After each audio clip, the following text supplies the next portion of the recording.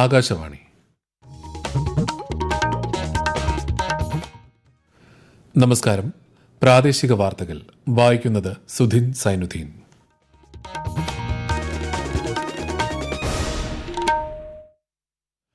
പ്രധാന വാർത്തകൾ. PM കിസാൻ സമ്മാൻ നിധിയുടെ 22ാം ഗഡു വിതരണം പ്രധാനമന്ത്രി നരേന്ദ്രമോദി അസമിൽ നിർവഹിച്ചു. കർഷകരുടെ സാമൂഹിക സുരക്ഷ പദ്ധതിയിലൂടെ ഉറപ്പുവരുത്തിയതായി പ്രധാനമന്ത്രി. പശ്ചിമേഷ്യൻ സംഘർഷത്തിന്റെ പശ്ചാത്തലത്തിൽ രാജ്യത്തെ ഊർജ്ജ വിതരണം സുഗമമാക്കുന്നതിന് നടപടികൾ സ്വീകരിച്ച് കേന്ദ്ര സർക്കാർ.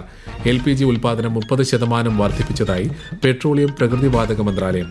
പെട്രോൾ ഡീസൽ ഉൽപാദനത്തിൽ രാജ്യം സ്വയം പര്യാപ്തമാണെന്നും ഗാർഹിക ഉപഭോക്താക്കൾക്ക് LPG തടസ്സം കൂടാതെ വിതരണം ചെയ്യുമെന്നും കേന്ദ്രം. പാർലമെന്റിന്റെ ഇരുസഭകളും നടപടികൾ പൂർത്തിയാക്കി ഇന്നത്തേക്ക് പിരിഞ്ഞു. ധനവിനിയോഗ ബില്ലിന് അംഗീകാരം നൽകി ലോക്സഭ.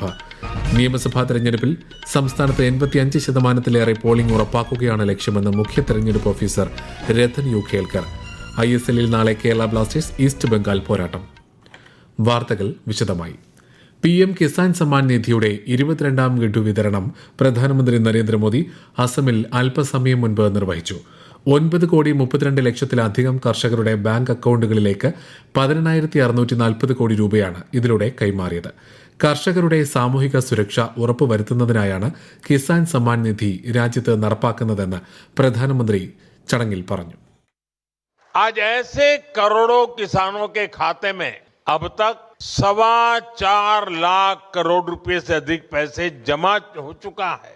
इसमें असम के भी करीब 19 लाख किसान हैं जिनको अभी तक लगभग 8,000 करोड़ रुपए मिल चुके हैं. साथियों, लेकिन आज सम्मान निधि की ये योजना देश के छोटे किसानों के लिए सामाजिक सुरक्षा का एक माध्यम बन गई. 2 ദിവസത്തെ സന്ദർശനത്തിനായി ഇന്ന് അസമിലെത്തിയ പ്രധാനമന്ത്രി ഗുവാഹത്തിയിൽ നിരവധി വികസന പദ്ധതികളുടെ ഉദ്ഘാടനവും ശിലാസ്ഥാപനവും നിർവഹിച്ചു. സിൽച്ചാറിൽ നാളെ 24,205 കോടി രൂപയുടെ വികസന പദ്ധതികൾക്കും കൊൽക്കത്തയിൽ 18,680 കോടിയുടെ പദ്ധതികൾക്കും അദ്ദേഹം തുടക്കം കുറിക്കും. പശ്ചിമേഷ്യൻ സംഘർഷത്തിന്റെ പശ്ചാത്തലത്തിൽ ചരക്ക് ഗതാഗതവും ഇന്ധന നീക്കവും സംബന്ധിച്ച തൽസ്ഥിതി വിശദീകരിച്ചുകൊണ്ട് വിവിധ മന്ത്രാലയ പ്രതിനിധികൾ സംയുക്ത വാർത്താ സമ്മേളനം നടത്തി. മേഖലയിലെ ഇന്ത്യൻ പൌരന്മാരുടെ സുരക്ഷ ഉറപ്പാക്കേണ്ടതിന്റെ പ്രാധാന്യം അറിയിച്ച് ഇറാൻ പ്രസിഡന്റ് മസൂദ് പെസഷ്കിയാനുമായി പ്രധാനമന്ത്രി നരേന്ദ്രമോദി ഇന്നലെ സംഭാഷണം നടത്തിയതായി വിദേശകാര്യ വക്താവ് രൺധീർ ജയ്സ്വാൾ പറഞ്ഞു. മേഖലയിലെ ഇന്ത്യക്കാരുടെ പ്രശ്നങ്ങൾക്ക് സത്വര പരിഹാരം കാണുന്നതിനായി വിദേശകാര്യ മന്ത്രാലയം സജ്ജീകരിച്ച കൺട്രോൾ റൂമിൽ ഇതുവരെ 900-ലേറെ ഫോൺ കോളുകളും 200-ഓളം മെയിലുകളും ലഭിച്ചതായും അദ്ദേഹം വ്യക്തമാക്കി. ഹോർമുസ് കടലിടുക്കിന് പടിഞ്ഞാറായി ഇന്ത്യൻ പതാക വഹിച്ച 24 കപ്പലുകളും കിഴക്കായി 3 കപ്പലുകളും സ്ഥിതി ചെയ്യുന്നതായി port shipping special secretary Rajesh Sinha പറഞ്ഞു. പെട്രോൾ ഡീസൽ ഉൽപാദനത്തിൽ ഇന്ത്യ സ്വയം പര്യാപ്തമാണെന്നും രാജ്യത്തെ എല്ലാ റിഫൈനറികളും പൂർണ്ണശേഷിയിൽ പ്രവർത്തിക്കുന്നതായും പെട്രോളിയം പ്രകൃതിവാതക മന്ത്രാലയം ജോയിന്റ് സെക്രട്ടറി സുജാത ശർമ്മ പറഞ്ഞു. ഗാർഹിക ഉപഭോക്താക്കൾക്ക് LPG തടസ്സം കൂടാതെ വിതരണം ചെയ്യാൻ നടപടികൾ സ്വീകരിച്ചു. ആശുപത്രികൾ, വിദ്യാഭ്യാസ സ്ഥാപനങ്ങൾ എന്നിവയ്ക്കും LPG ലഭ്യത ഉറപ്പുവരുത്തിയിട്ടുണ്ട്. രാജ്യത്തെ LPG ഉൽപാദനം 30% വർദ്ധിപ്പിച്ചതായും ശ്രീമതി സുജാത ശർമ്മ അറിയിച്ചു. 25,000 വരുന്ന വിതരണക്കാരുടെ പക്കൽ LPG ഇല്ലാത്ത അവസ്ഥ നിലനിൽക്കുന്നില്ലെന്നും വ്യാജ പ്രചാരണങ്ങൾ വിശ്വസിക്കരുതെന്നും ജോയിന്റ് സെക്രട്ടറി വ്യക്തമാക്കി. കരിഞ്ചന്തയും പൂഴ്ത്തിവയ്പും തടയാൻ കർശന നടപടികളും സ്വീകരിച്ചിട്ടുണ്ട്. LPG के संबंध में मैं कहना चाहूंगी कि किसी भी 25,000 डिस्ट्रीब्यूटर्स में कहीं कोई ड्राई आउट रिपोर्ट नहीं हुआ है. पिछले कुछ दिनों में booking has increased to 75-76 lakh also. So this is more of a panic pattern. ये पैनिक बुकिंग है. इसके अलावा एक मुख्य चीज आप लोगों को बताना चाहूंगी वो ये कि ब्लैक मार्केटिंग और होर्डिंग पर भी एक्शन लिया जा रहा है. പശ്ചിമേഷ്യയിൽ സംഘർഷം രൂക്ഷമായി തുടരുകയാണ്. എണ്ണവിലയിലെ വൻ വർധന ആഗോള വിപണിയെ സാരമായി ബാധിച്ചിട്ടുണ്ട്. പശ്ചിമേഷ്യൻ സംഘർഷം ആഗോള സമ്പദ് വ്യവസ്ഥയെ തകർക്കാൻ ശേഷിയുള്ള ദീർഘകാല യുദ്ധമായി മാറിയേക്കാമെന്ന് ഇറാൻ മുന്നറിയിപ്പ് നൽകി. ഹോർമുസ് കടലിടുക്കിന്റെ നിയന്ത്രണം ഇപ്പോഴും തങ്ങളുടെ പക്കലാണെന്നും അമേരിക്കയുമായും ഇസ്രയേലുമായും ബന്ധമുള്ള സാമ്പത്തിക അടിസ്ഥാന സൗകര്യങ്ങളെ ലക്ഷ്യം വയ്ക്കുമെന്നും ഇറാൻ വ്യക്തമാക്കി. ഇറാനെതിരെയുള്ള വ്യോമാക്രമണം അമേരിക്കയും ഇസ്രയേലും ശക്തമാക്കിയതിനു പിന്നാലെ UAE ഉൾപ്പെടെയുള്ള ഗൾഫ് രാജ്യങ്ങൾക്ക് നേരെ ഇറാൻ ആക്രമണം വ്യാപിപ്പിച്ചു. വ്യോമാതിർത്തി ലംഘിച്ചെത്തിയ നിരവധി ഡ്രോണുകളെ വെടിവെച്ചിട്ടതായി സൗദി അറേബ്യ അറിയിച്ചു. പാർലമെന്റിന്റെ ഇരുസഭകളും നടപടികൾ പൂർത്തിയാക്കി ഇന്നത്തേക്ക് പിരിഞ്ഞു. വിവിധ വിഷയങ്ങളെ ചൊല്ലിയുള്ള പ്രതിപക്ഷ ബഹളത്തെ തുടർന്ന് പാർലമെന്റ് ഇന്നും പ്രക്ഷുബ്ധമായിരുന്നു. ഉപധനാഭ്യർത്ഥനകൾക്കും ധനവിനിയോഗ ബില്ലിനും ലോക്സഭ ഇന്ന് അംഗീകാരം നൽകി. ധനാഭ്യർത്ഥന സംബന്ധിച്ച ചർച്ചയ്ക്ക് ധനമന്ത്രി നിർമ്മല സീതാരാമൻ ലോക്സഭയിൽ മറുപടി നൽകി.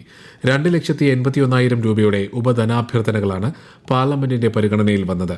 ട്രാൻസ്ജെൻഡർ വ്യക്തികളുടെ അവകാശ സംരക്ഷണ ഭേദഗതി ബിൽ 2026 കേന്ദ്രമന്ത്രി വീരേന്ദ്രകുമാർ ഇന്ന് സഭയിൽ അവതരിപ്പിച്ചു. ഈ വാർത്തകൾ ആകാശവാണിയിൽ നിന്ന്. ആകാശവാണി വാർത്തകളും വാർത്താ അധിഷ്ഠിത പരിപാടികളും All India Radio news Thiruvananthapuram YouTube ചാനലിലും All India Radio news Thiruvananthapuram Facebook പേജിലും AIR ന്യൂസ് _ തിരുവനന്തപുരം ഇൻസ്റ്റഗ്രാം അക്കൌണ്ടിലും @AIR ന്യൂസ് _ TVM X ഹാൻഡിലും ലഭ്യമാണ്. നിയമസഭാ തെരഞ്ഞെടുപ്പിൽ സംസ്ഥാനത്ത് 85% പോളിംഗ് ഉറപ്പാക്കാനാണ് ലക്ഷ്യമിടുന്നതെന്ന് മുഖ്യ തെരഞ്ഞെടുപ്പ് ഓഫീസർ രത്തൻ യു ഖേൽക്കർ. ലോകത്തെ തന്നെ ഏറ്റവും മാതൃകാപരമായ തെരഞ്ഞെടുപ്പ് കേരളത്തിൽ നടപ്പാക്കാനാണ് കേന്ദ്ര തെരഞ്ഞെടുപ്പ് കമ്മീഷൻ ഉദ്ദേശിക്കുന്നതെന്നും അദ്ദേഹം പറഞ്ഞു. നിയമസഭാ തെരഞ്ഞെടുപ്പ് മുന്നൊരുക്കങ്ങൾ വിലയിരുത്താൻ തിരുവനന്തപുരത്ത് വിളിച്ചു ചേർത്ത ജില്ലാ കളക്ടർമാരുടെ യോഗത്തിൽ സംസാരിക്കുകയായിരുന്നു ശ്രീ കേൽക്കർ. തെരഞ്ഞെടുപ്പുമായി ബന്ധപ്പെട്ട എല്ലാ കാര്യങ്ങളിലും ജില്ലാ തെരഞ്ഞെടുപ്പ് ഓഫീസർമാരുടെ മേൽനോട്ടം ഉണ്ടാകണമെന്ന് അദ്ദേഹം നിർദ്ദേശിച്ചു. നിയമസഭാ തെരഞ്ഞെടുപ്പുമായി ബന്ധപ്പെട്ട് കോഴിക്കോട് ജില്ലയിലെ പ്രവർത്തനങ്ങൾ ഏകോപിപ്പിക്കുന്നതിനായി നിയോഗിച്ച നോഡൽ ഓഫീസർമാരുടെ റിട്ടേണിംഗ് ഓഫീസർമാരുടെയും യോഗം കളക്ടറേറ്റ് കോൺഫറൻസ് ഹാളിൽ നടന്നു. കൂടുതൽ വിവരങ്ങളുമായി ആകാശവാണി കോഴിക്കോട് ജില്ലാ പ്രതിനിധി നസീർ ബാബു. നിയമസഭാ തെരഞ്ഞെടുപ്പിലുള്ള ഒരുക്കങ്ങൾ, മാതൃകാ പെരുമാറ്റച്ചട്ടം, ക്രമസമാധാനം, വോട്ടെണ്ണൽ ക്രമീകരണങ്ങൾ, സ്ക്വാഡുകൾ, ഹരിതചട്ടം, ചെലവ് പരിശോധന, പോസ്റ്റൽ ബാലറ്റ്, ഇലക്ട്രോണിക് വോട്ടിംഗ് യന്ത്രം തുടങ്ങി വിവിധ വിഷയങ്ങൾ ബന്ധപ്പെട്ട് നോഡൽ ഓഫീസർമാരുടെ കീഴിൽ നടക്കുന്ന പ്രവർത്തനങ്ങൾ യോഗത്തിൽ വിശദീകരിച്ചു. Election deputy collector K Subin അധ്യക്ഷത വഹിച്ച യോഗത്തിൽ sub collector S Gauthanraj, senior finance officer KP Manojan തുടങ്ങിയവർ സംബന്ധിച്ചു. മീനമാസ പൂജകൾക്കായി ശബരിമല ക്ഷേത്രനട നാളെ വൈകിട്ട് 5-ന് തുറക്കും. നാളെ പൂജകളൊന്നും തന്നെ ഉണ്ടാവില്ല. മീനം 1 മറ്റന്നാൾ രാവിലെ 5-നാണ് നട തുറക്കുക. ഈ മാസം 19 വരെ നീളുന്ന മാസപൂജകൾക്ക് ശേഷം അടയ്ക്കുന്ന നട പൈങ്കുനി ഉത്രം ഉത്സവത്തിനായി 22-ന് വൈകിട്ട് വീണ്ടും തുറക്കും. കേന്ദ്ര വിദ്യാഭ്യാസ മന്ത്രാലയത്തിന്റെ ഏക് ഭാരത് ശ്രേഷ്ഠ ഭാരത് പദ്ധതിയുടെ ഭാഗമായി നടത്തുന്ന യുവസംഗമം ഘട്ടം 4-ന് IIM കോഴിക്കോട്, IIM ജമ്മുവുമായി ചേർന്ന് യുവജന സംഘങ്ങൾക്ക് ആതിഥ്യം വഹിക്കും. കേരളത്തിലും ലക്ഷദ്വീപിലുമുള്ള യുവാക്കൾക്ക് ഇതിലൂടെ ജമ്മുകശ്മീറും ലഡാക്കും സന്ദർശിക്കാൻ അവസരം ലഭിക്കും. യുവസംഗമത്തിനായി ഓൺലൈൻ രജിസ്ട്രേഷൻ ആരംഭിച്ചു. 18 മുതൽ 30 വയസ്സ് വരെ പ്രായമുള്ള യുവജനങ്ങൾക്ക് ഔദ്യോഗിക പോർട്ടലുകൾ വഴി ഈ മാസം 18 വരെ അപേക്ഷകൾ സമർപ്പിക്കാം. കേരള ഹിന്ദി പ്രചാര സഭ നടത്തുന്ന ദ്വിവത്സര ആചാര്യ BEd course high school, higher secondary അധ്യാപക യോഗ്യതയായി അംഗീകരിച്ച് സംസ്ഥാന സർക്കാർ ഉത്തരവായി. എന്നാൽ പ്രസ്തുത യോഗ്യത പ്രഥമ അധ്യാപക തസ്തികയിലേക്കോ പ്രിൻസിപ്പൽ തസ്തികയിലേക്കോ BEdന് തുല്യമായി പരിഗണിക്കുന്നതല്ലെന്നും ഉത്തരവിൽ പറയുന്നു. ISLൽ നാളെ കേരള ബ്ലാസ്റ്റേഴ്സ് ഈസ്റ്റ് ബംഗാൾ പോരാട്ടം. കൊൽക്കത്തയിലെ സാൾട്ട് ലേക്ക് സ്റ്റേഡിയത്തിൽ വൈകുന്നേരം 5 മണിക്കാണ് മത്സരം. നിലവിൽ പോയിന്റ് പട്ടികയിൽ കേരളം 13-മതും ഈസ്റ്റ് ബംഗാൾ 5-മതുമാണ്. നാളെ വൈകിട്ട് 7:30 നടക്കുന്ന രണ്ടാം മത്സരത്തിൽ ബംഗളൂരു മോഹൻ ബഗാനെ നേരിടും. രാജ്യത്തെ ഓഹരി വിപണികളിൽ വൻ ഇടിവ്. സെൻസസ് 1470 പോയിന്റ് നഷ്ടത്തിൽ 74,563-ലും നിഫ്റ്റി 488 പോയിന്റ് ഇടിഞ്ഞ് 23,151-ലും വ്യാപാരം അവസാനിപ്പിച്ചു. സ്വർണ്ണവില വീണ്ടും കുറഞ്ഞു. പവന് വില രാവിലെ 1,18,240 രൂപയായിരുന്നത് ഉച്ചയോടെ കുറഞ്ഞ് ഈ മാസത്തെ ഏറ്റവും താഴ്ന്ന നിരക്കായ 1,17,840-ൽ എത്തി. ഗ്രാമിന് 14,730 രൂപയാണ് വില. സംസ്ഥാനത്ത് വിവിധ ജില്ലകളിൽ ഇന്നും നാളെയും താപനില ഉയരാൻ സാധ്യതയുണ്ടെന്ന് കേന്ദ്ര കാലാവസ്ഥാ വകുപ്പ്. ആലപ്പുഴ, കോട്ടയം ജില്ലകളിൽ ഉയർന്ന താപനില 37 ഡിഗ്രി സെൽഷ്യസ് വരെയും, കൊല്ലം, എറണാകുളം, തൃശൂർ, കോഴിക്കോട്, പാലക്കാട്, കണ്ണൂർ, കാസർഗോഡ് ജില്ലകളിൽ 36 ഡിഗ്രി സെൽഷ്യസ് വരെയും ഉയർന്നേക്കുമെന്ന് കാലാവസ്ഥാ വിഭാഗം അറിയിച്ചു. പ്രധാന വാർത്തകൾ വീണ്ടും. PM കിസാൻ സമ്മാൻ നിധിയുടെ 22ാം ഗഡു വിതരണം പ്രധാനമന്ത്രി നരേന്ദ്രമോദി അസമിൽ നിർവഹിച്ചു. കർഷകരുടെ സാമൂഹിക സുരക്ഷ പദ്ധതിയിലൂടെ ഉറപ്പുവരുത്തിയതായി പ്രധാനമന്ത്രി. പശ്ചിമേഷ്യൻ സംഘർഷത്തിന്റെ പശ്ചാത്തലത്തിൽ രാജ്യത്തെ ഊർജ്ജ വിതരണം സുഗമമാക്കുന്നതിന് നടപടികൾ സ്വീകരിച്ച് കേന്ദ്ര സർക്കാർ. LPG ഉൽപാദനം 30% വർദ്ധിപ്പിച്ചതായി പെട്രോളിയം പ്രകൃതിവാതക മന്ത്രാലയം. പെട്രോൾ, ഡീസൽ ഉൽപാദനത്തിൽ രാജ്യം സ്വയം പര്യാപ്തമാണെന്നും ഗാർഹിക ഉപഭോക്താക്കൾക്ക് LPG തടസ്സം കൂടാതെ വിതരണം ചെയ്യുമെന്നും കേന്ദ്രം. പാർലമെന്റിന്റെ ഇരുസഭകളും നടപടികൾ പൂർത്തിയാക്കി ഇന്നത്തേക്ക് പിരിഞ്ഞു. ധനവിനിയോഗ ബില്ലിന് അംഗീകാരം നൽകി ലോക്സഭ. നിയമസഭാ തെരഞ്ഞെടുപ്പിൽ സംസ്ഥാനത്ത് 85%-ലേറെ പോളിംഗ് ഉറപ്പാക്കുകയാണ് ലക്ഷ്യമെന്ന് മുഖ്യ തെരഞ്ഞെടുപ്പ് ഓഫീസർ രത്തൻ യു ഖേൽക്കർ. ISLൽ നാളെ കേരള ബ്ലാസ്റ്റേഴ്സ് ഈസ്റ്റ് ബംഗാൾ പോരാട്ടം. പ്രാദേശിക വാർത്തകൾ കഴിഞ്ഞു. അടുത്ത വാർത്താ പ്രക്ഷേപണം രാത്രി 7:25.